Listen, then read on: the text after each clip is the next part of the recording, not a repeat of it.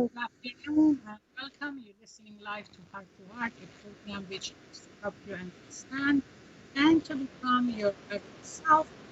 I'm Dr. Fitra Rashidian. I'm a licensed manager of family therapist and certified sexologist in two private practices located in beautiful Encino, California.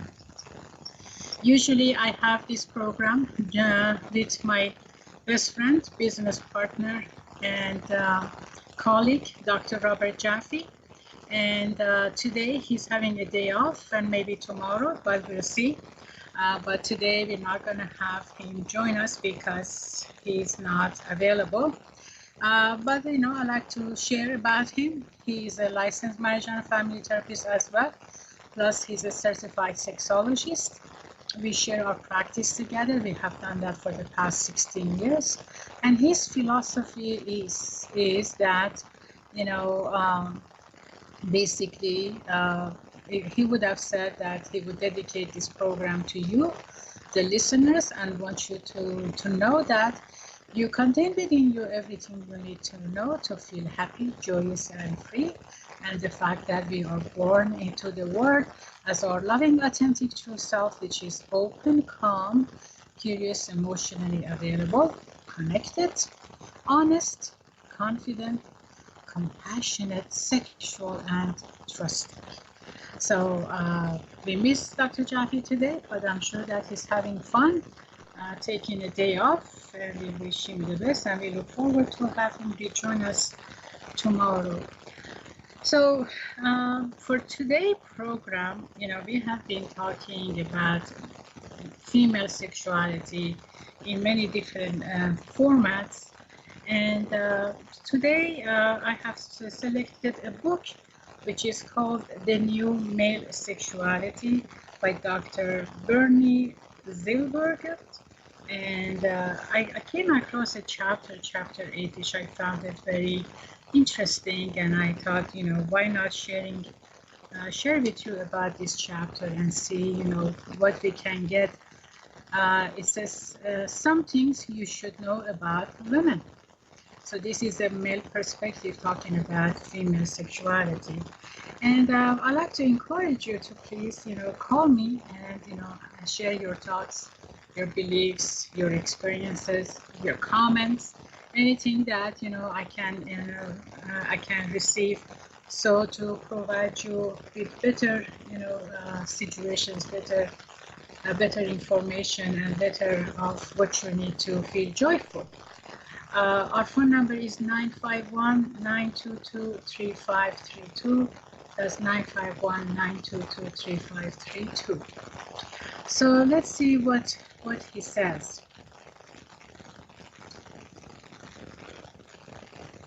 So the chapter starts by saying, has anyone ever come up with an answer to Freud's famous question of what do women want? If so, I sure like to see it. Well, it's interesting that, he's starting with this, and we are actually writing, Dr. Jaffe and myself, we are writing a book about that.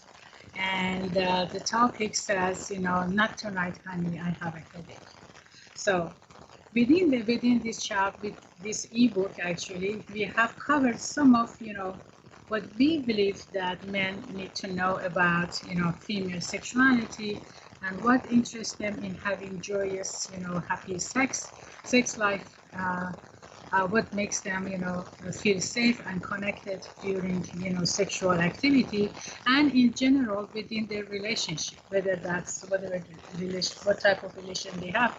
That's still, to know more about women, and within that context, learning to know about yourself as a male, as a sexual person, as a sexual male, is very essential to how to get to know these concepts and also how to bring them together.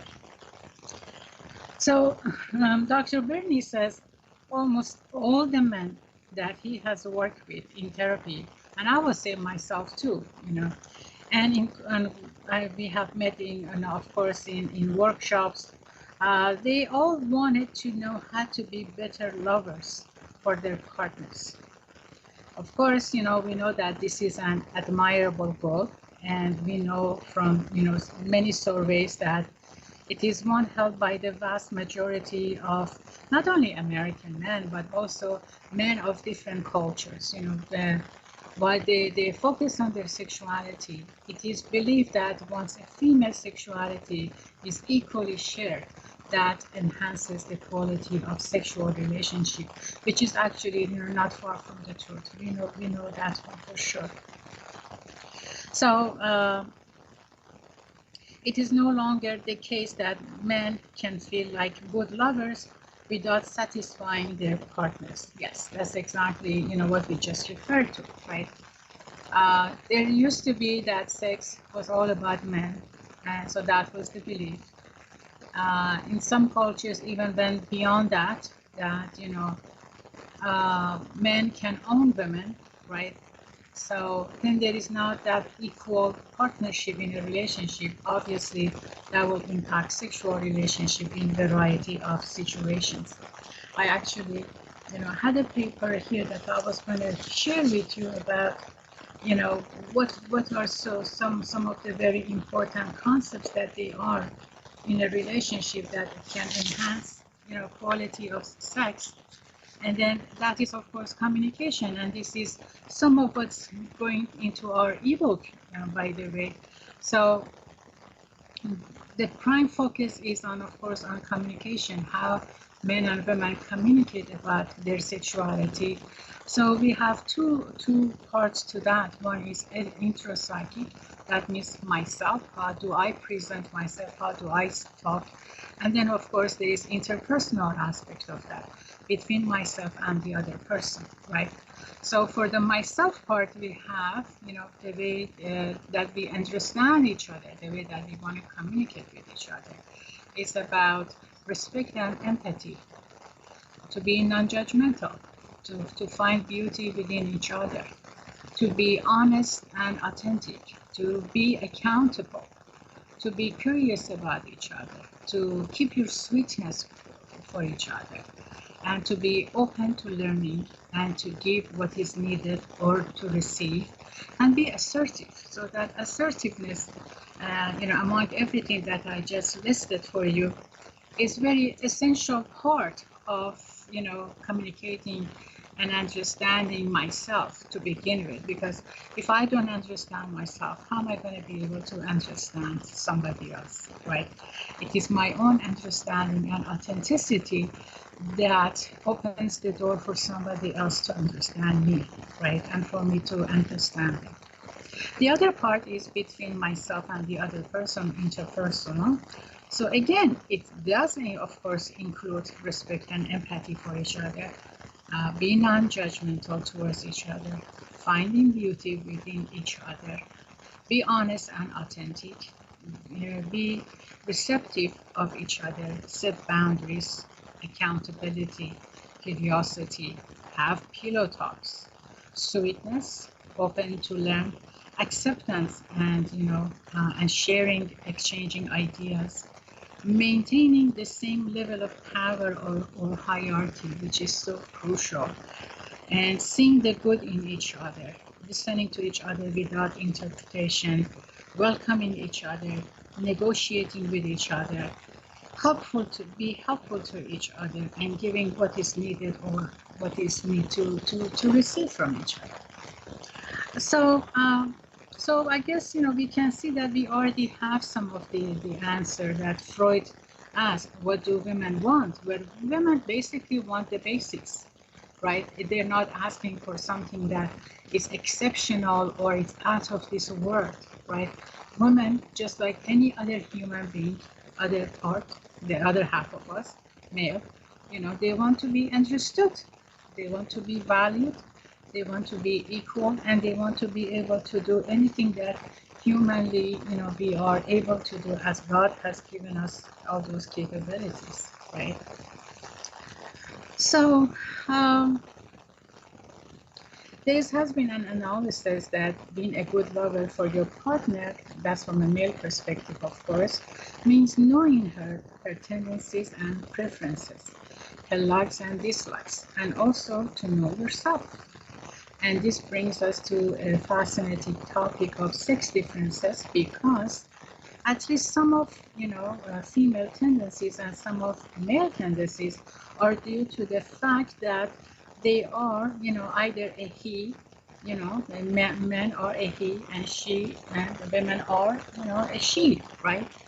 So those are our physical differences, and those all of course impacts our emotions and impacts some other factors in our lives. And the dates and whatever Dr. Bernie said here is connected to what I just explained to you. And I think yeah, I think women are not that strange creature that as much as men are referring to that.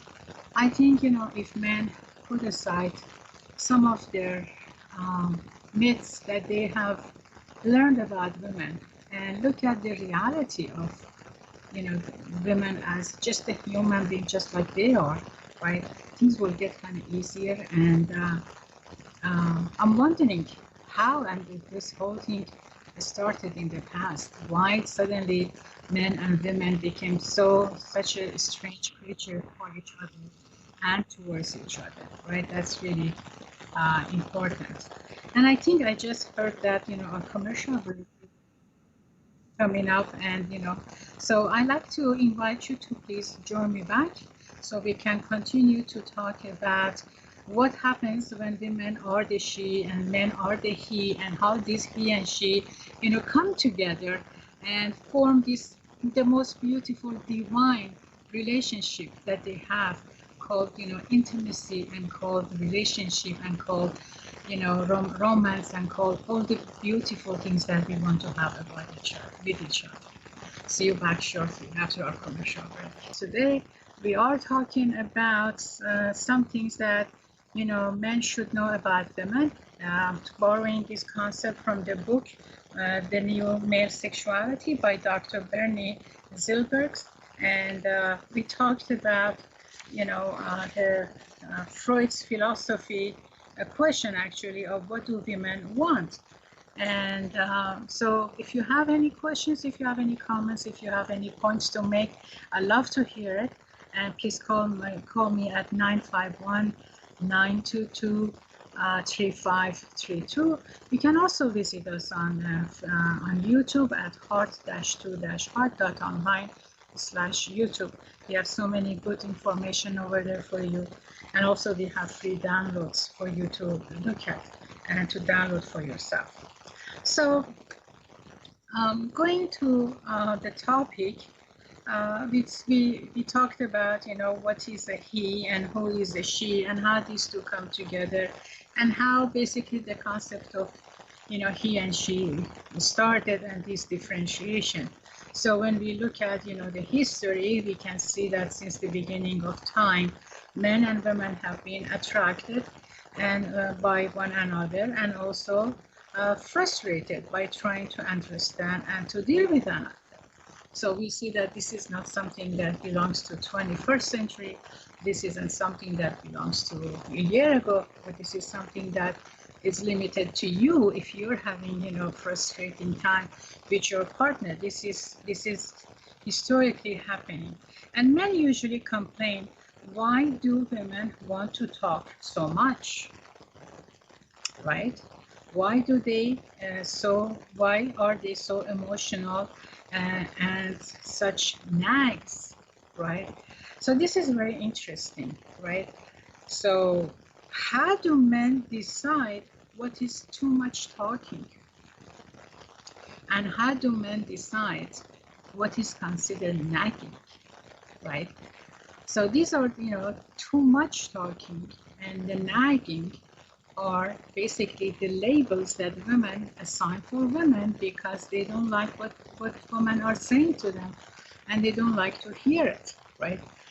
What do you think? Doesn't this sound interesting, right? The other, questions that they have, men, why are women so emotional and, no, I said that, I'm sorry. So why are women so weird about sex? So what exactly means they are weird? What exactly means that women are considered weird. Women in general are more conservative about sex. Actually, by far, they are conservative in general about sex and sexuality and sex performance. Men are not.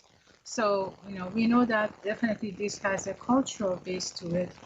Sex being a biopsychosocial phenomena obviously creates some limitations for women to express their sexuality as comfortable as men can do that, so that this situation happens. So they're not weird, but actually it's the society that and their limitations that doesn't allow women to be who they are during their most intimate part of their relationship.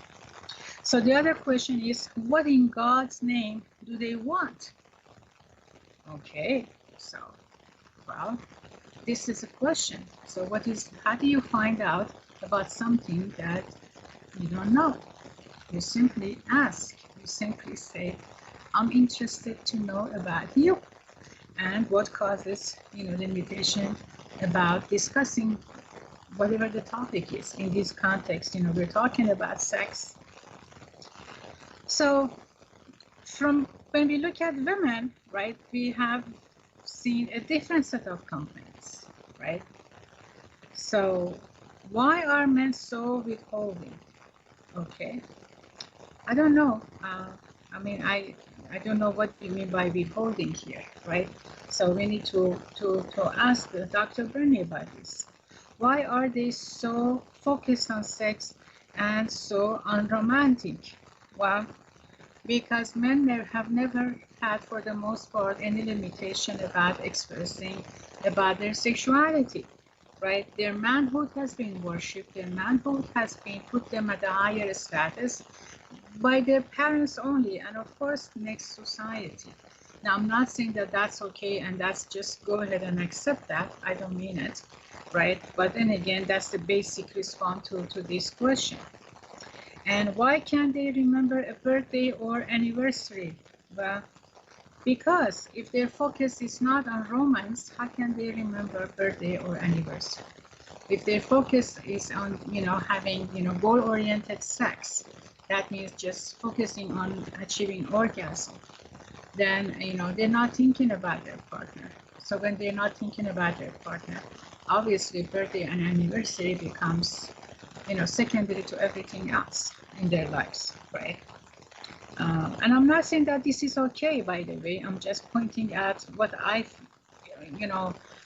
immediately comes to my mind, and I'm just sharing that with you based on my clinical experiences, based on the research, based on my interaction with other men, and also, meeting other professionals in workshops, and of course my own clients, right? From both men and women comes the cry. That's interesting. Why can't they be more like us? So men want women to be like men, women to be like men, have the same attitudes, have the same approaches, have the same perceptions and value system. And of course, women want the same thing instead. Why men can't be so romantic? Why can't they sit and talk? Why can't they look at watch this beautiful romantic movie with me? Why can't they sit and see the sunset together? Why do they have to think about beer and and sports and things like that, right? Well, let's see. Well, according to Dr. Bernie, he says one could easily get the impression that men and women are totally different at this as this man's statement implies. If the first space visitor arrived from Mars and was a male, I have more in common with him than with any woman on Earth. Okay. All right. So then that means that probably they have, they come from different planets. I don't know. In fact, since we are all humans, we are more similar than different.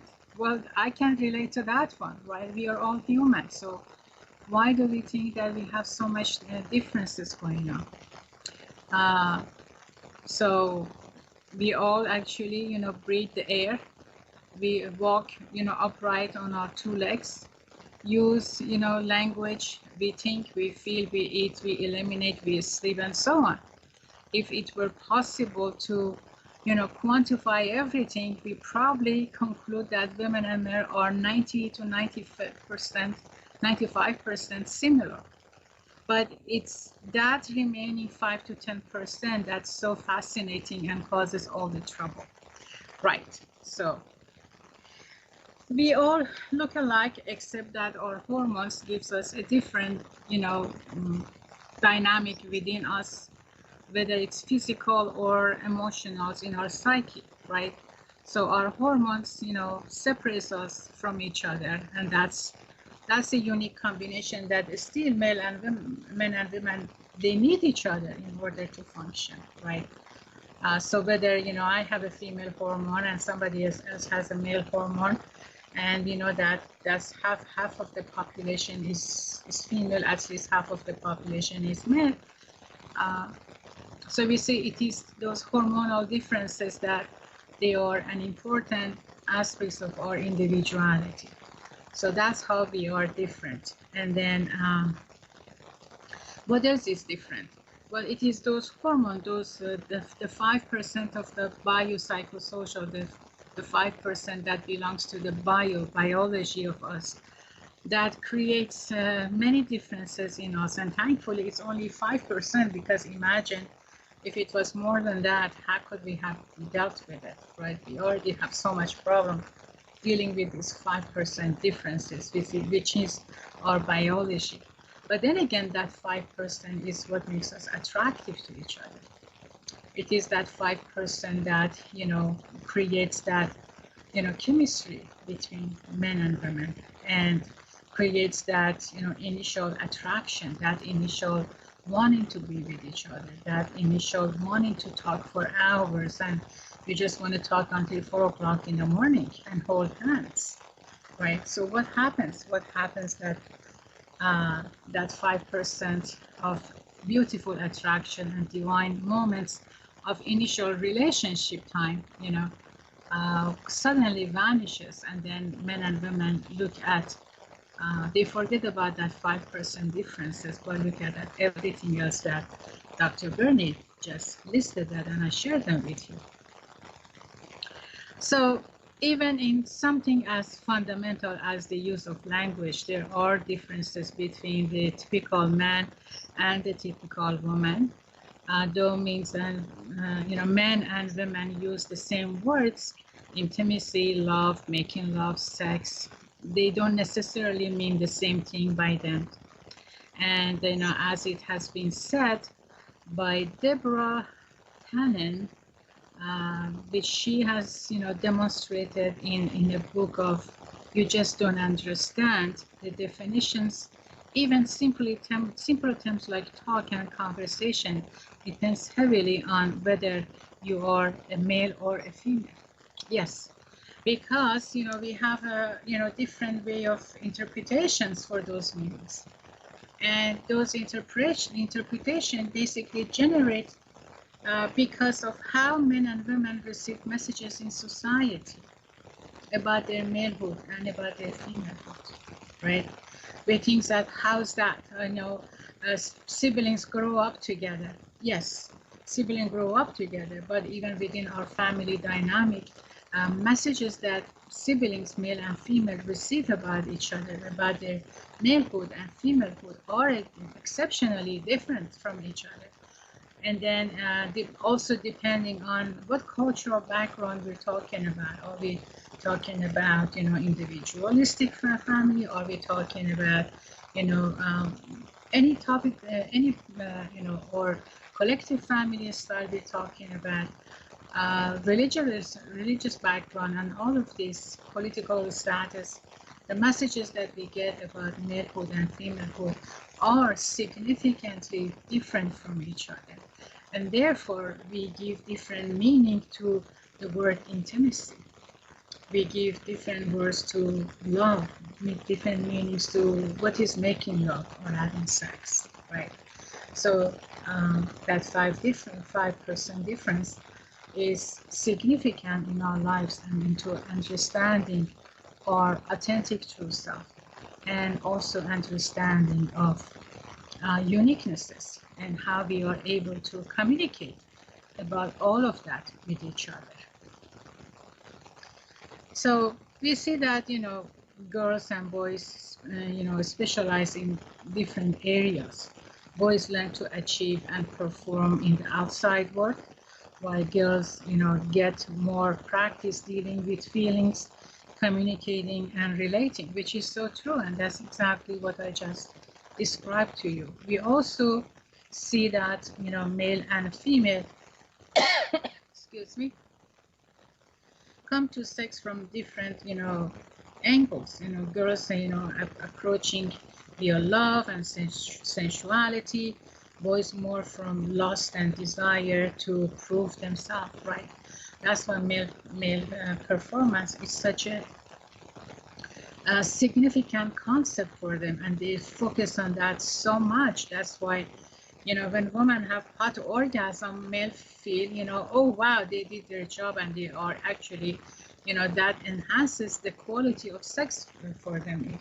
And, so their performance is one of the key aspects of whether they are good, lovers or not. And this is also culturally built. This is not something that comes from,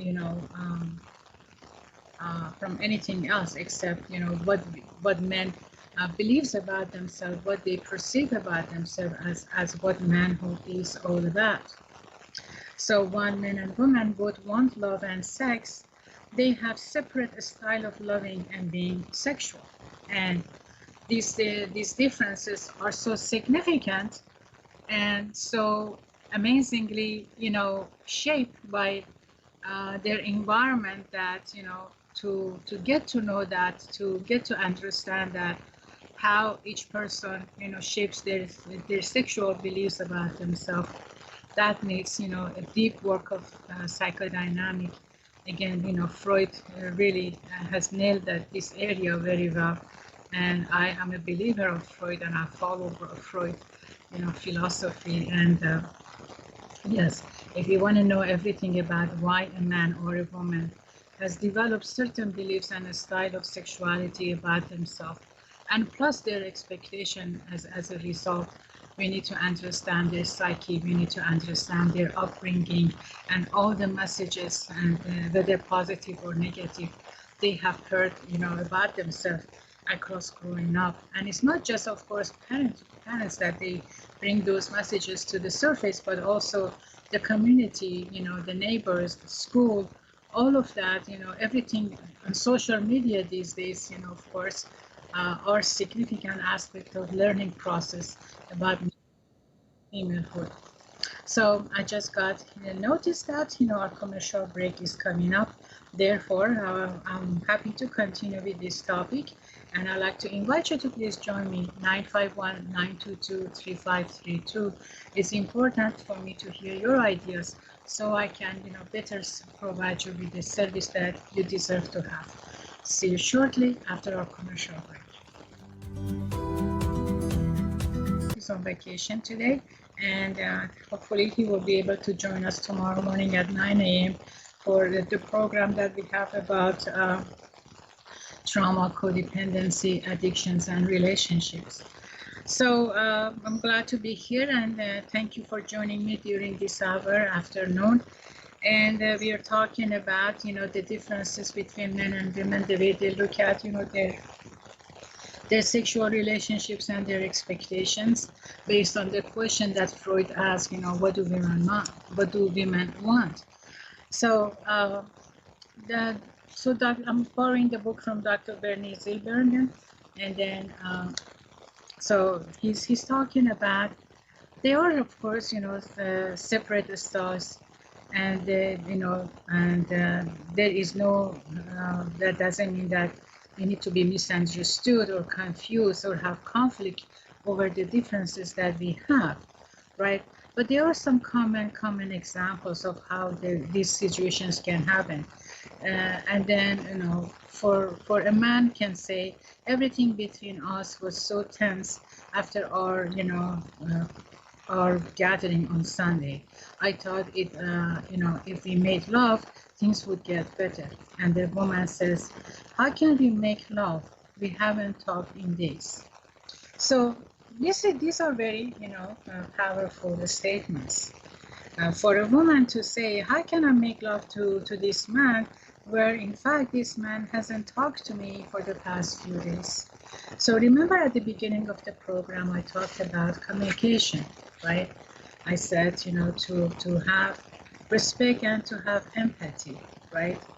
To be reciprocal, to be curious about each other, to have pillow talk, to be, open to learning, right? To see the good in each other, to welcoming each other, right? So if we don't do that and we shut all of this for a few days, do you think that, love making will just happen automatically? Well, in my years of practice, I haven't seen that. In my years of practice, when communication gets cut off, sexual relationships essentially are another form of, relationship, another form of communication, right? Except that they include our most intimate part of ourselves. So if we don't have a communication or casual communication, getting more closer communication, getting more intimate communication going on, we can't suddenly expect to have a romantic lovemaking. It's not going to happen, right? And then for the man to believe, because they're not communicating, and then things are tense, right? And they believe that, making love is going to take the tense situation away. So we see, so they both are looking from the opposite angle of, how communication needs to shape. Men think that, according to this, that lovemaking, opens the communication. So through lovemaking, we can talk, we can connect. And women think, well, let's connect first. Let's understand each other so we can become intimate towards each other. Which one is right? Which one is not right? Which one is stronger? Which one is not stronger? Can we believe that, having sex first is actually going to help us to have better communication? Well, one thing that, comes to my mind right now is the issue of dating. And these days we see that many, new couples, once they get to each other, they go for sex on the first date. They go for sex on the second date. The third day, the fourth day, definitely they have sex. And then they're wondering why so quickly that relationship goes away, right? And is it fair to say that because they don't know each other that well? Is it fair to say that, sex covered so many things that they needed to know about each other? I mean, what is fair to say? So that's why I like to hear from you. That's why I like to, see your perspective. That's why I want to know what your thoughts are about this. It's like, which one comes first, the egg or the chicken, right? If you don't know each other well, how can you be intimate with each other? I mean, sex is such a divine process. It's the most divine process of a relationship between a couple, right?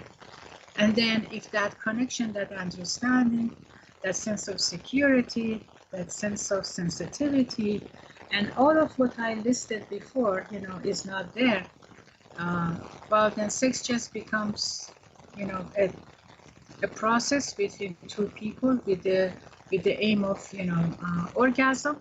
And then once that orgasm happens, and even a few times having hot sex after that, the process will stop. The relationship will stop. So this is another difference that there is between men and women, from how they look at the relationship and how the relationship need to build itself and to become a pleasant one. So the differences between the sexes, affect, perceptions and understanding of themselves, of their partners, and of course the relationship, and makes, each other feel bad about, all the three of them, right? Ourselves, the partners, the relationship, the sex. So I think, it can help, enormously to understand and accept these differences. The more, men can understand and accept you know, your male, you know, tendencies, and the better and the less guilty men can feel, if they feel guilty at all about female limited understanding of male sexuality, or at least this is what is known to be, right? I'm not sure about that. So the more, you know, men can understand that, you know, their partner is acting as she is not, you know, in toward you, or but not because, you know, she's neurotic or passive aggressive or a nag, and not necessarily because of anything, you know, men have done, but simply because this is the way women tend to be, the better, you know, men can feel about, you know, the partner and about, you know, themselves. So that means basically the less judgmental men are in their approaches, the better understanding they can have about their female partners, you know. Uh, I like to kind of talk about, you know, the passive aggressive part of a female, or the nagging. So both of them, if you want to call them, if you want to label them passive aggressive or nagging or even neurotic, which I think that's really, really pushing it, is because based on my experiences, clinical experiences, and many other things, I have heard that, you know, women say, I'm talking to him, but he's not hearing me. He's telling me, yes, yes, yes, dear. Oh, okay, okay, okay. But 2 minutes later, I hear that, oh, they heard my sound, they heard my voice, but they didn't hear the content. So how could that be? So that when that thing happens a few times, that's the beginning of feeling that, you know, I'm not important, I'm not loved, I'm not included, and he's just ignoring me, right? Well, don't you think that that's such a hurtful process? Right? How many times, you know, men have been seen looking at the screen of, you know, sport activity while they're having beer, or they're having, or other drinks that they have, or anything, and they, without looking at their, you know, female partner, they say yes, yes, yes, okay, okay, okay, sure, sure, sure, sure, sure, yeah, yeah, yeah, yeah, yeah, yeah, I did, and then yay, here's another, you know, touchdown, or whatever, right? The game is about. What do you think that that does to a woman? And if a woman comes back and repeats herself about her request, her initial request, you know, men will react and say, well, how many times do you have to repeat that? Okay, I heard you. Okay, I'll do it. And so why, instead of doing that, why can't this be just acknowledged on the first round? Why can't you just, you know, just turn your face towards her and just say, yeah, okay, I'll take care of it within an hour, or I take care of it whenever you can, and, you know, and actually commit to it and actually do it, and you don't need a reminder, because that's the reminder that comes across as nagging. That's the reminder, it comes across as, you know, just you know, neurotic, or and then when women get upset, you know, and for example, you know, don't make dinner on time, that's called passive aggressive, right? So yes, that 5% makes a huge difference in our relationships. Exactly, because perceptions are different, upbringings are different, expectations are different. And if you don't have a clear understanding of all of that, those can fail. Yeah, they can fail. So, you know, I'm not trying to, you know, here to provide, you know, a blueprint to make women happy and satisfying them. And also, I'm not saying that all men and women are the same. No, we have so many wonderful, happy couples that they have been living together for the longest time. So, but then again, you know, we are talking about a group of men and women that they are not happy with each other, and they are also significant. We are happy after all to be happy, and if we're not happy, we need to know why, right? Um, so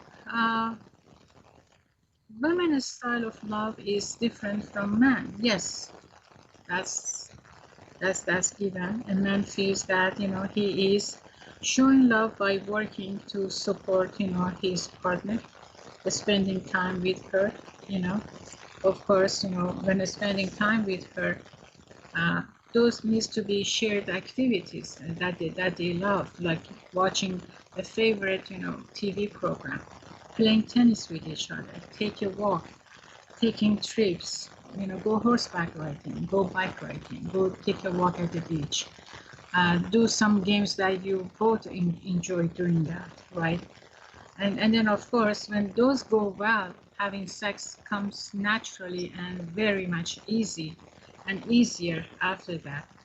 And then, to give her help and, recommendation when your female partner, is going through some challenging times, and, like, for example, also doing chores uh, is important. Sharing your time, help her to complete the chores, because yes, historically, women have assumed the role of taking care of chores. However, today, women also work. Women also provide for their family. And therefore, as part of that, they don't have the time, the energy, and the availability they used to devote to cleaning and to cooking and to taking care of chores like writing bills, taking children to their sport activities after school and all of that, because they too are professional for themselves, and some jobs actually are so high demanding than their male partner jobs. So that understanding needs to happen. I see from my clients, they come in and they are CEO at the companies during daytime. As soon as they go home, they call themselves the maid. So they get home, let's say about 6, 7 o'clock, and they have to work like a fast working machine to prepare dinner, to help kids with their homework, to clean up, help children to get ready for bed. And then, at the end of the day, at 11 o'clock, the husband wants to have sex. Well, they haven't done anything to help during this process. But I don't feel that there will be any energy realistically left for the female partner to now devote the amount of time that's necessary to have a joyful sex episode experience. So we want to be mindful of that, right? But if we have the style that is called by Dr. Verney side-by-side intimacy, with the expectation, with the exception of sex, it's the same kind of closeness men have with another one. So yeah, so but then again, those experiences with another one doesn't include sex. It includes having a good time.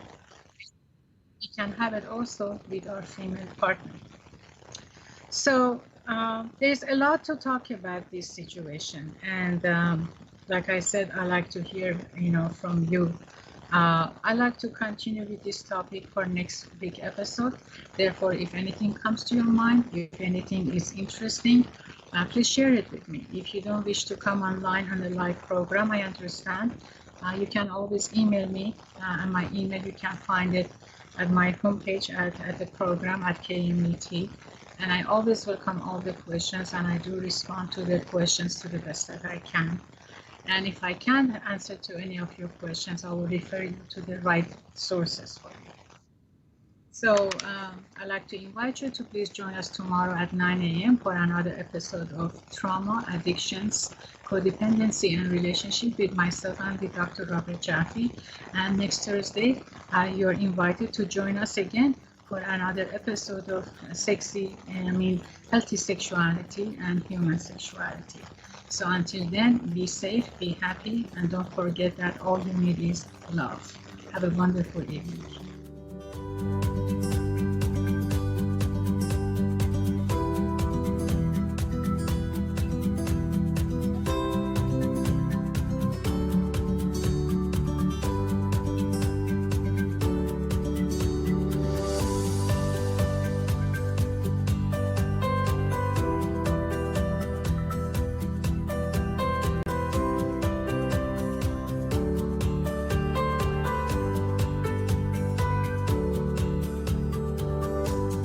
1490 AM Smart Talk Radio KMET. Banning, Beaumont, and Redlands. 1490 AM Radio. From ABC News, I'm Daria Albinger. President Trump says it's time to declare him the winner of the 2020 election. If you count the legal votes, I easily win. Mr.